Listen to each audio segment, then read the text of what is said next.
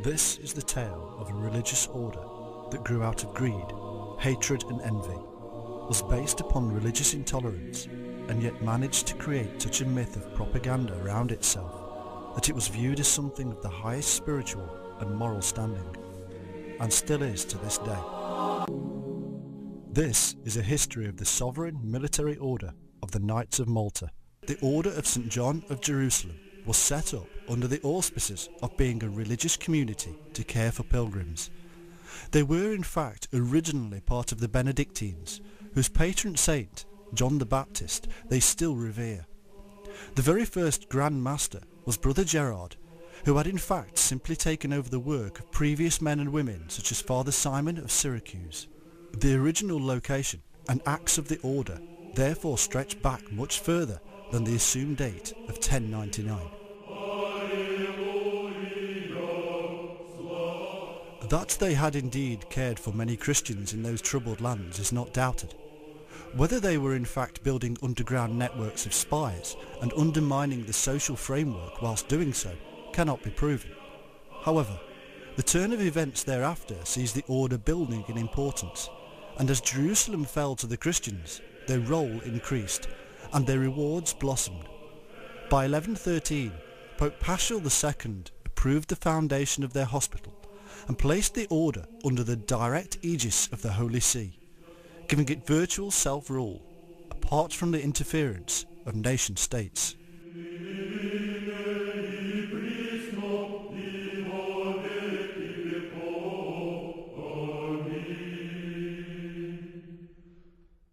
The situation in the Holy Land quickly turned into a European feudal battleground, and the order itself took on a military role due to the constitution of the King of Jerusalem and the rules of the new Grand Master, Raymond Dupuy.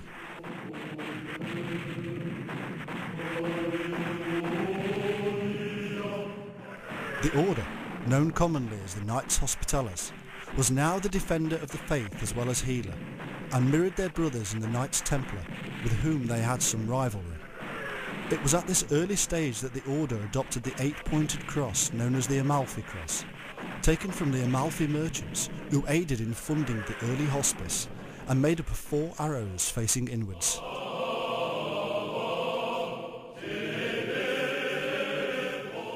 By the end of the 13th century, the final Christian stronghold in the Holy Land fell, and the order retreated to Cyprus, and then in 1309 they took the island of Rhodes under the guidance of Grand Master Fawkes de Villeret. It was obvious to everybody by now that the defence of the West and the power of Christendom in the Mediterranean would rely heavily on a strong naval force, and so the order built one.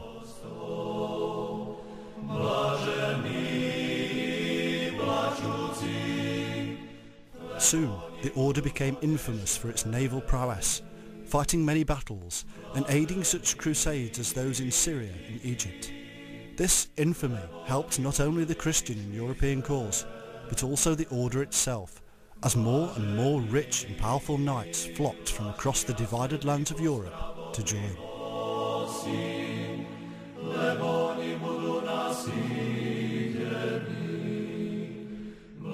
In addition to this, the Hospitallers took in the remnant of the disbanded and discredited Knights Templar, along with much of their treasure, wealth and land.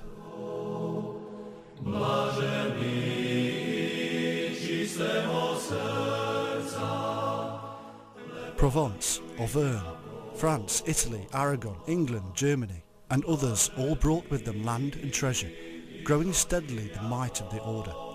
Governed by a Grand Master, the order minted its own money, created its own rules, and managed one of the most strategically powerful naval forces the planet has ever seen. But the pressure was still on, and their military prowess made them a target for the Muslim, suffering several attempted invasions from the Sultan of Egypt and the Ottomans.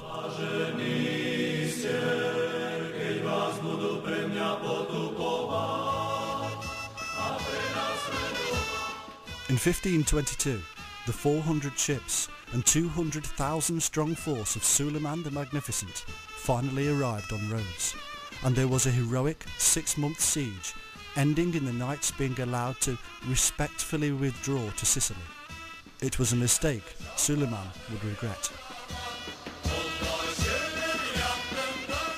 For several years the Knights had no real own, until they struck a deal with Emperor Charles V of Spain to occupy the islands of Malta and Gozo.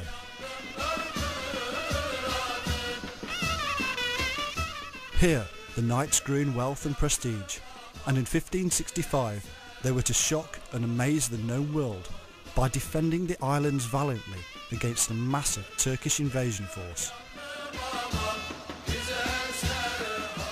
Their constant actions against Barbary pirates and Muslim vessels had drawn the anger and focus of the Ottoman Empire. In addition to this, Malta itself was seen as essential for the Ottoman invasion of southern Europe. The only thing standing in the way were the Knights of Malta. 700 knights and around 8,000 soldiers held back and defeated an estimated force of 40,000 Turks. Under the guidance of Grand Master Jean Parisot de la Valette, the Knights of Malta made a courageous stand against all odds and became the heroes of Christendom.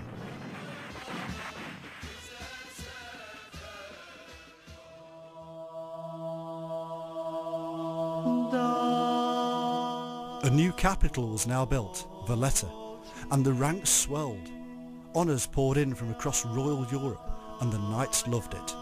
Pride grew, and for 200 years the Knights of Malta stood firm and sovereign over their land. They became fabulously wealthy and drew revenues from more than 140 estates in Palestine and from some 19,000 manors in Europe. The fantastic buildings of Malta and Gozo stand as a testament to the grandeur and power of the order. They brought in the highest skilled artisans to create stunning works of art and fashion grand European buildings amongst some of the finest in the world.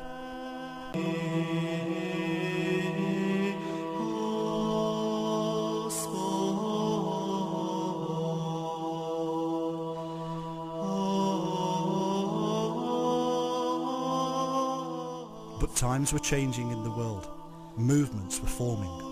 Underground knowledge was being spread abroad, and the old ways were falling apart. Royal houses collapsed. The power base of the Catholic Empire was being undermined, and with it the power of the order itself. Towards the end of their time in Malta, the Grand Masters and the Knights became something other than the supposed chivalrous and pure Knights of the Cross they were supposed to be. A rot set in, or even an enlightenment as some call it, bringing with it a new kind of Renaissance knight.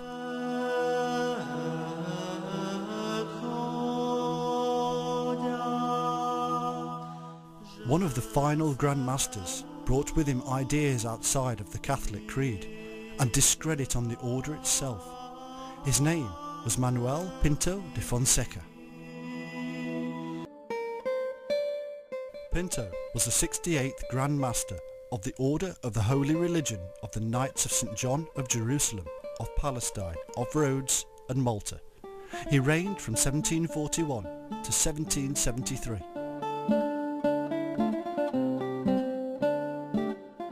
Very swiftly, Pinto set to work attempting to overcome the problems he had inherited, mainly the rapidly emptying coffers of the order.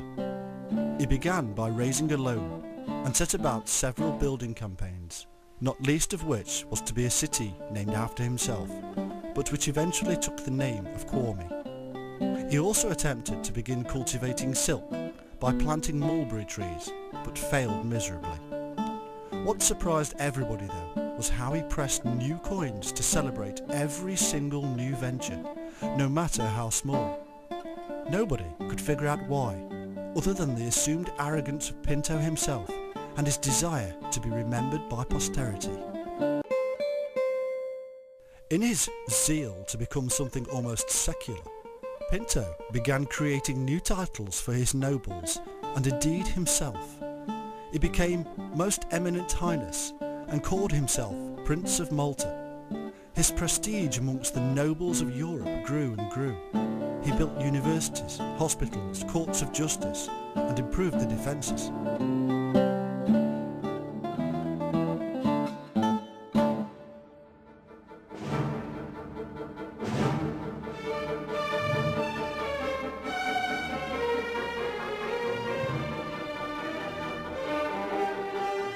The Knights of Malta were certainly no longer mere monks and servants of the Pope.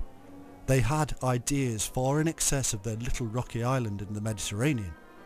Pinto knew and understood the power he had in this rapidly changing world, that he was the sovereign of a very strategically placed island, that he and his men stood between the East and the West. His knights were in fact some of the world's most powerful nobles or sons of nobles, collected from across Europe. But he also knew that this strength would depend upon his own clever chess playing, and he played non-stop with monarchs across Europe.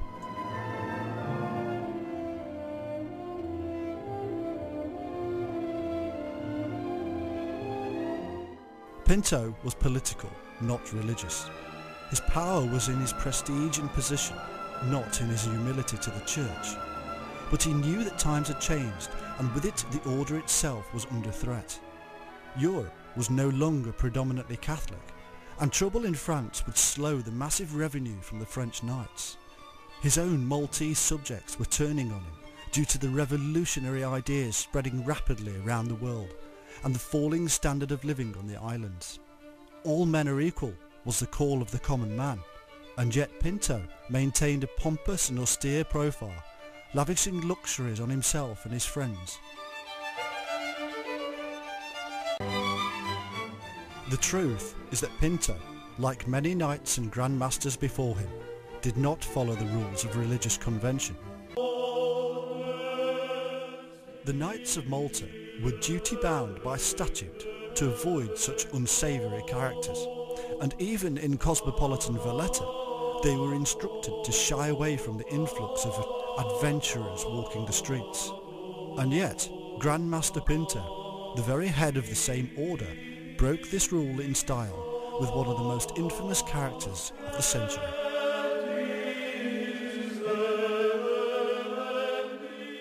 The diary of Saverio Mifsud, a Maltese doctor of the time, reveals the truth. For some months there had been lodging in the palace of His Most Serene Highness a man who claims to be a chemist.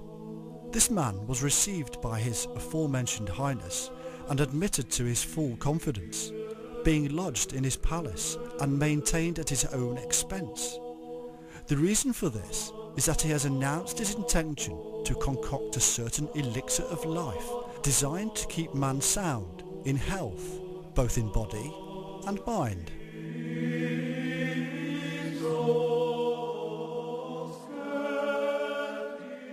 Why Pinto associated with the strange fraudster is not entirely known, but the truth probably lies in Pinto's own fascination with alchemy. In taking Cagliostro into the very heart of his palace, Pinto went against the rules of the order, but in his own open fascination with alchemy, even turning over rooms in his own palace for the work, simply went against the rules of the church. Pinto was openly his own man and sought out greater knowledge.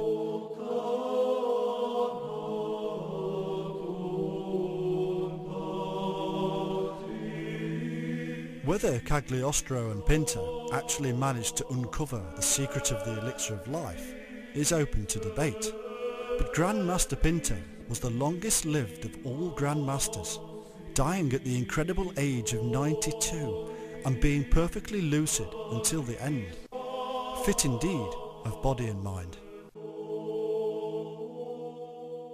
One symbol that always surfaces in the work of alchemists and mystics is that of the serpent, and in Malta this symbol is to be found on almost every religious building in one form or another. The official story has it that this was because St. Paul supposedly survived a snake bite when he landed upon the island. It's the very same symbol with which he identified himself, known as the Seal of Cagliostro.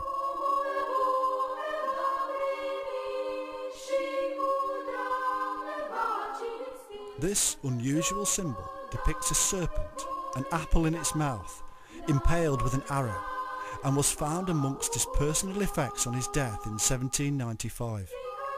While the symbol has obvious alchemical elements, its precise meaning is unknown, although the great mystical writer Eliphas Levi stated that it contained the names Akarat and Althotas, two names associated with Cagliostro and representing the great secret and the great work of the alchemist.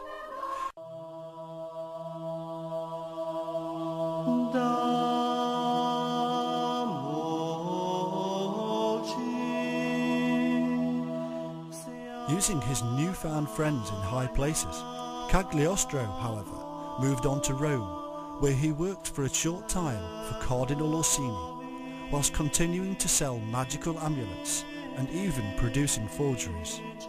He married and moved to London, Russia, Germany and later France, amongst other countries, where he helped to spread his Egyptian rite of Freemasonry, meeting such great men as Benjamin Franklin. The ancient knowledge of balance and self-discovery of the God within was a message that once again found fruit amongst the great thinkers of the world. In fact, leading to what was termed eternal life, and thus the true elixir of life, that of the power of the serpent symbol, the balance of the mind with the deity within.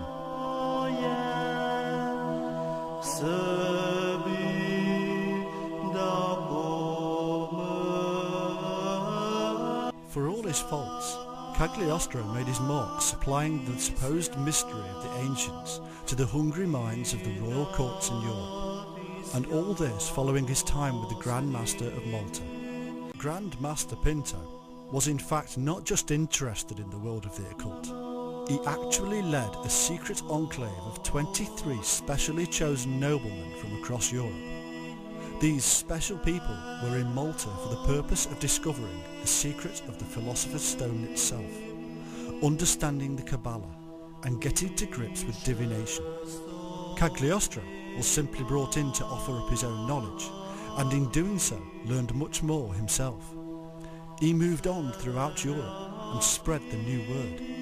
The underground survival of the order would continue in the rites of the order within the Freemasons themselves.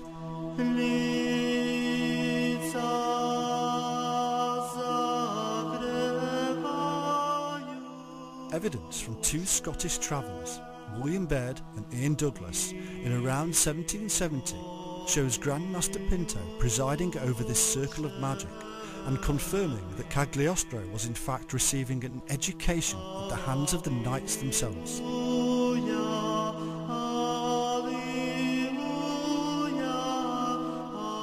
Baird claims the Grand Master once said, "When you leave this isle, you will be skilled and skillful and very formidable practitioners of the Hermetic arts. Nothing happens by accident, except disasters. If you are here tonight, it is because you were drawn by that great emanation of God that attracts all who desire wisdom. It is because of willingness to learn that you have been chosen to receive the teachings of the most benevolent wizards of yore. Over the next few years, all of your questions will be answered. When you leave Malta, you will understand why events happen or not. You will be able to shape happenings towards the good of humanity."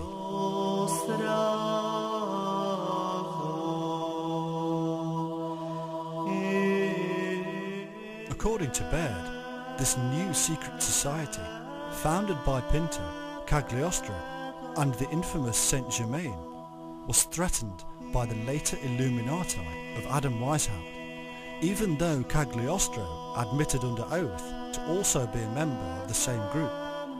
But Baird's entire work cannot be trusted and has been shown to be flawed in several areas. The underlying thesis, however, holds water when one looks at the facts. Pinto did have an alchemy lab.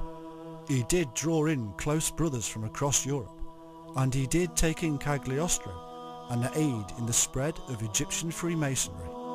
It was even later reported that Cagliostro had been the illegitimate son of Pinto himself. Today, entry to the original Knights of Malta is as close to the ordinary man as it ever was. Yes, there are numerous modern reinventions, all claiming to be somehow linked to the order, but they are not. The true order remains today the sovereign military order of Malta, and is a closed Roman Catholic fraternity, allowing only those of noble birth entry into their innermost ranks. The sovereign Grand Master is recognised by nations around the world as a head of state, given religious rule with the title of cardinal and secular power with the title of prince, even though there is no land to rule over. Their land is one unseen.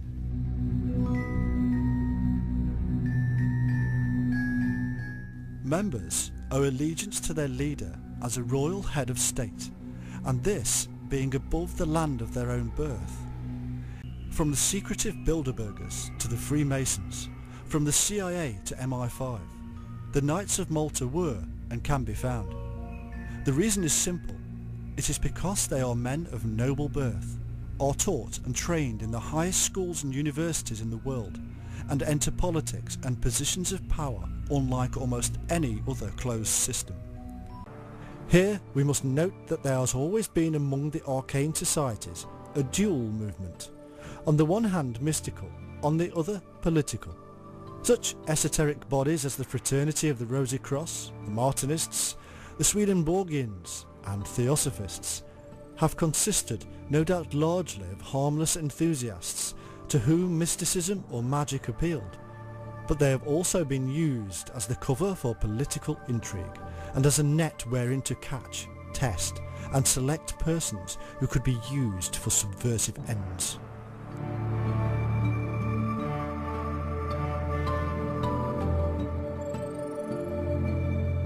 All these very ancient elements come to us today via a long line of secretive and powerful occult orders that have encircled the globe and now influence politics, business, media and religion. They have caused revolutions, influenced the setting up of international organisations, and created numerous other sects and orders to pursue their purpose, to influence humanity and the creation of a new Jerusalem, a new holy city. Little wonder there is still much warfare and strife in the old one.